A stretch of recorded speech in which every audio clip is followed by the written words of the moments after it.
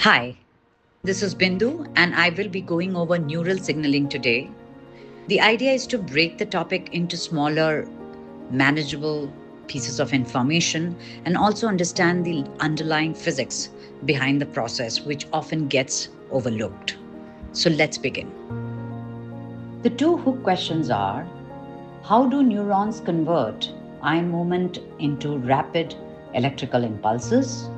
And how does the nervous system switch between electrical and chemical signaling within milliseconds? And now to show you how the brain comes alive with electrical activity.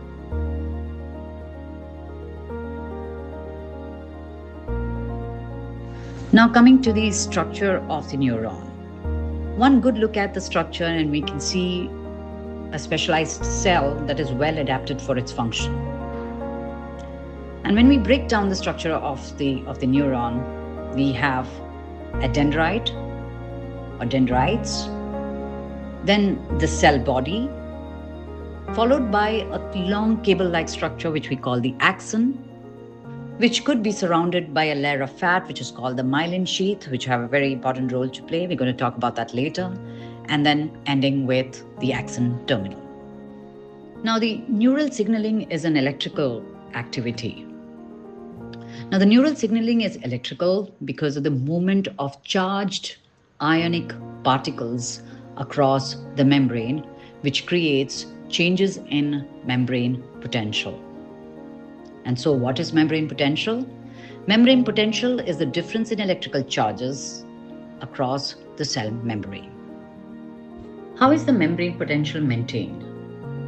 The difference in membrane potential is maintained across the membrane through unequal distribution of ions, which are maintained by 4 different charge species: the sodium ion, the potassium ion, the chlorine ion, and some large organic anion.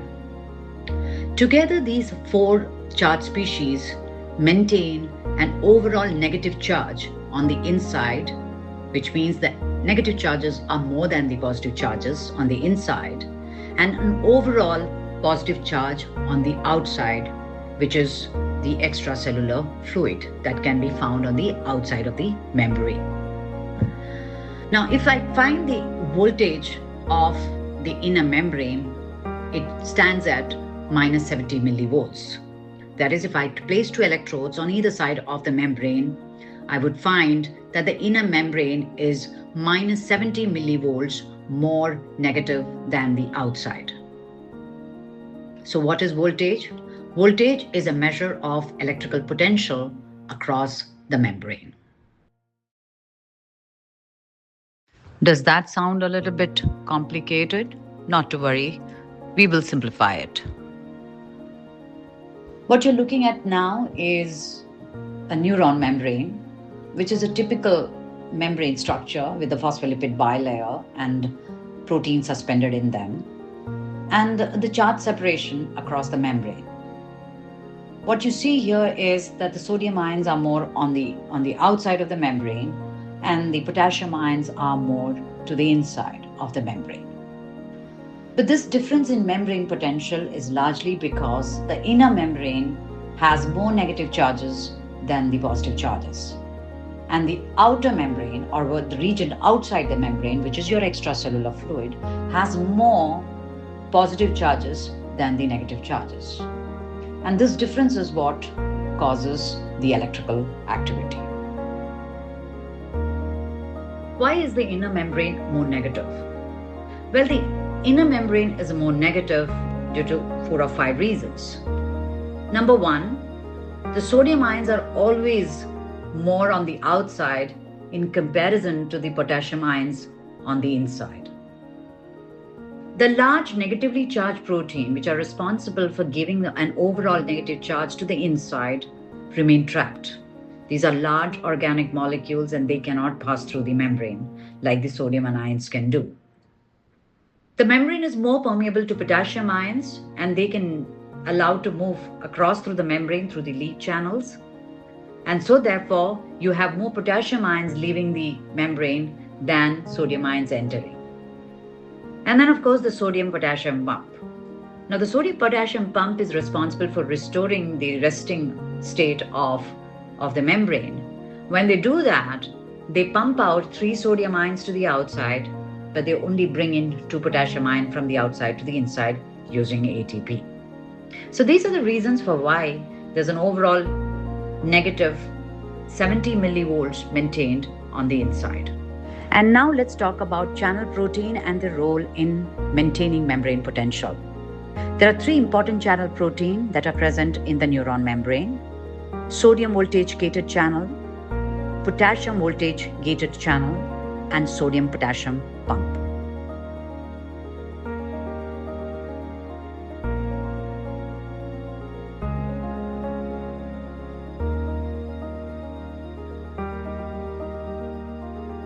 Now, the sodium voltage gated channels are exclusive to sodium ions. They don't allow any other ions to pass through.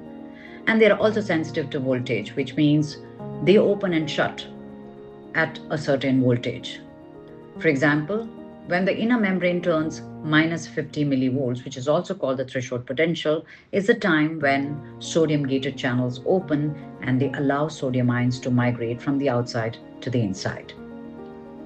Potassium voltage gated channels also function in a similar way. Potassium gated channels are exclusive to potassium ions. They are also sensitive to voltage, which means they shut and open at a certain voltage. And then we have the sodium potassium pump. Now, the sodium potassium pump is basically what restores the membrane potential back to the resting state. They are the ones that are responsible for moving 3 sodium ions from the inside to outside and 2 potassium ions from the outside to inside. And this happens in the presence of ATP. So that's a form of active transport and, which is happening against the concentration gradient. Whereas the migration of sodium and potassium ion through their voltage gated channels is a form of facilitated diffusion. It's a passive process and it's happening along the concentration gradient. What is the membrane potential when the neuron is at rest? We have spoken about this, so kind of reaffirming it. Membrane potential at rest is what is called the resting potential. It is the polarized state of the membrane. There is a voltage difference of minus 70 millivolts that is maintained, which means the inner membrane is 70 millivolts more negative than the outside. And we know how that is now maintained.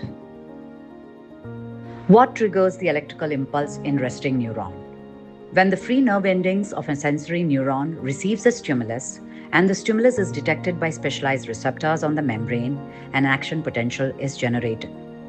We all know what receptors are. We have discussed that in our earlier session. Receptors are molecules that can be found on the membrane to which chemical messengers bind. These chemical messengers, which are called ligand, when they bind to the receptors, will trigger a specific kind of response. Now, here are some examples of stimulus and the receptors that they bind to. Neurotransmitters bind to cholinergic receptors. Touch is mechanoreceptors. Temperature is heat receptors. Pressure is mechanoreceptors. Touch, temperature, and pressure receptors are found on the nerve endings of sensory neurons on the skin. Odor, olfactory receptors, which can be found on the inner nasal cavity, and taste is again chemoreceptors that are found on the taste bud. And now we are diving deep. How does a stimulus turn into electrical signal? When a stimulus is detected by a receptor, it changes membrane permeability by opening gated ion channels. This movement of ion across the membrane generates electrical activity, which is called an action potential. This picture actually tells you how it all starts. So the yellow spherical structure is the molecule, the chemical messenger that binds to the specific receptors. Now, these receptors are located on the ion-gated channels. So the binding of the ligand or the chemical messenger to the receptor will bring about a molecular change in the ion-gated channels. And that molecular change will then open these channels and allow the ions to migrate. What is an action potential? Action potential is a wave of depolarization and repolarization, which is then propagated along the length of the neuron. Now, before we try and understand what depolarization and repolarization is, we first need to understand what a resting state of a neuron is. The resting state of a neuron is a polarized state of a neuron, wherein the inner membrane is more negative than the outer part of the membrane. The inner membrane has a voltage of minus 70 millivolts. So that is our reference point. Now coming down to what depolarization is. Depolarization is when the sodium gated channels open and there is an influx of sodium ion to the inside of the membrane. This influx of sodium ion will start turning the inner membrane more positive, and then the inner membrane reaches minus 50 millivolts. This minus 50 millivolt is called a threshold potential when more sodium gated channels open and there is further influx of sodium ion. This influx of sodium ion is going to turn the inner membrane more and more positive, and finally it reaches a membrane potential of plus 40 millivolts. This reaching of plus 40 millivolts will bring about some changes. One such change is the closing of the sodium gated channels and the opening of the potassium voltage gated channels. Opening of potassium voltage gated channels will result in outflux of potassium ions from the inside of the neuron to the outside. And so the inner membrane will start turning negative again. This is called repolarization. As I said, the electrical impulse is a wave of depolarization and repolarization, and this picture kind of explains what that wave is. Minus 70 is the resting state. Minus 55, approximately that voltage, is what is called a threshold potential, which is the minimum potential that needs to be reached for a complete action potential to be generated, or it will be a failed initiation. The depolarization sets in and then it reaches plus 40 millivolts, which is a peak of the action potential.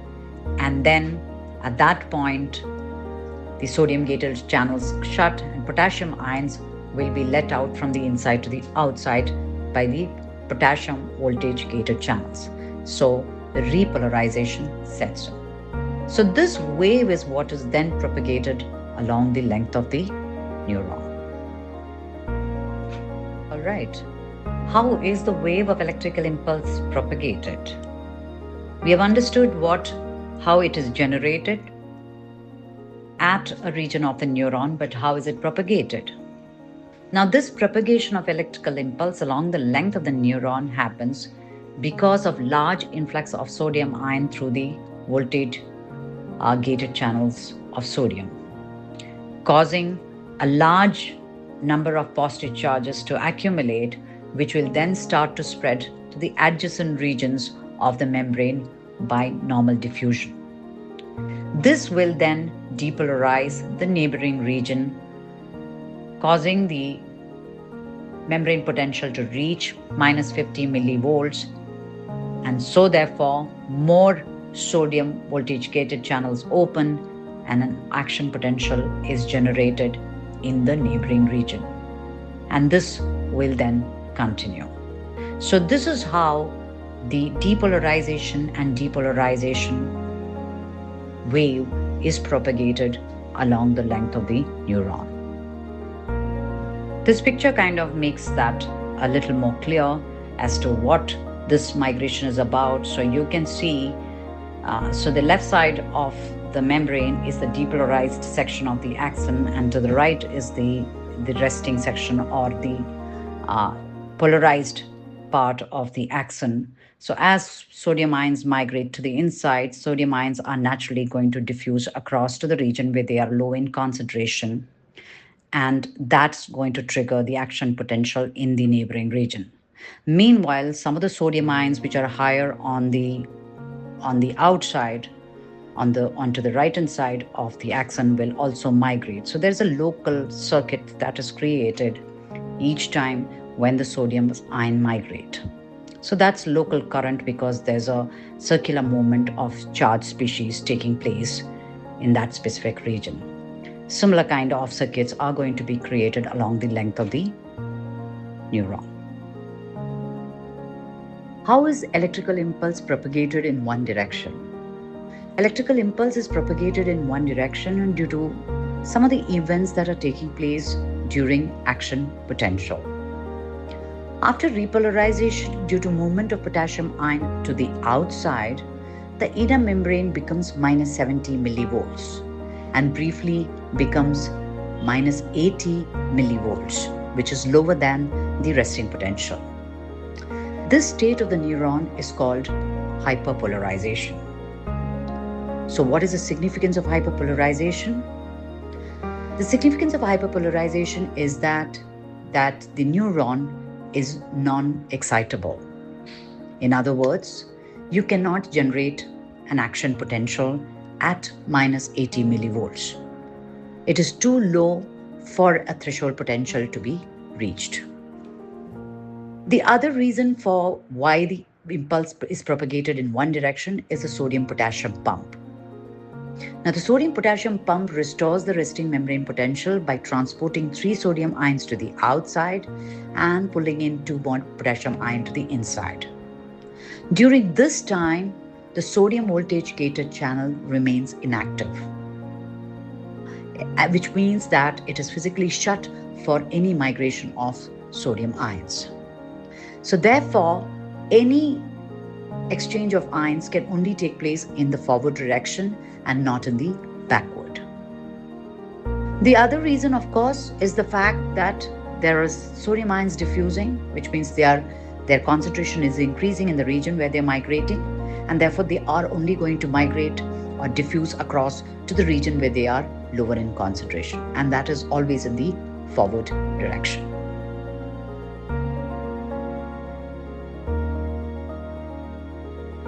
Why is the action potential an all or none response? An action potential is called an all or none response because it is only generated when the membrane potential on the inside of the membrane turns minus 50 millivolt. This is also called the threshold potential. If the stimulus is not strong enough for the inner membrane to turn minus 50 millivolt, it will fall through. It's called a failed initiation. However, if the inner membrane turns minus 50 millivolt, voltage sodium gated channels will open rapidly and a full depolarization occurs, and a complete action potential is generated. Now coming to the importance of myelin sheath that surrounds the axon of a neuron. How does myelin allow nerve impulse to travel rapidly along the neuron? Now, as I said before, myelin sheath is a layer of fat that surrounds the axon and acts as an insulation. So the impulse, instead of traveling along the length of the entire axon, will jump from one node of Ranvier to another. Now, node of Ranvier is a region that is exposed and not surrounded by the myelin sheath. To be able to understand, let's get to this picture. So as you see that the myelin sheath is not like a uniform continuous sheath around the axon. It's discontinuous. That means there are regions of the axon which are exposed where there is no covering of myelin sheath. So therefore, the electrical activity happens only at the node of Ranvier. And the electrical activity jumps from one node of Ranvier to the other. So instead of it going through the entire length of the axon, it's now just moving from one node of Ranvier to another. This makes the entire transmission much more faster and more efficient. And such a kind of transmission is called saltatory conduction. Now, to answer the question as to how electrical impulse is transmitted from one neuron to another. So far, we know how electrical impulse is propagated in a neuron. But how is it transmitted from one neuron to an adjacent neuron? To be able to understand that, we need to come down to the region where the two neurons meet. That junction between the two neurons is what is called a synapse. So an electrical impulse which has been propagated along the neuron, once it reaches the synapse, is turned into a chemical signal and then soon enough back into an electrical signal in the adjacent neuron.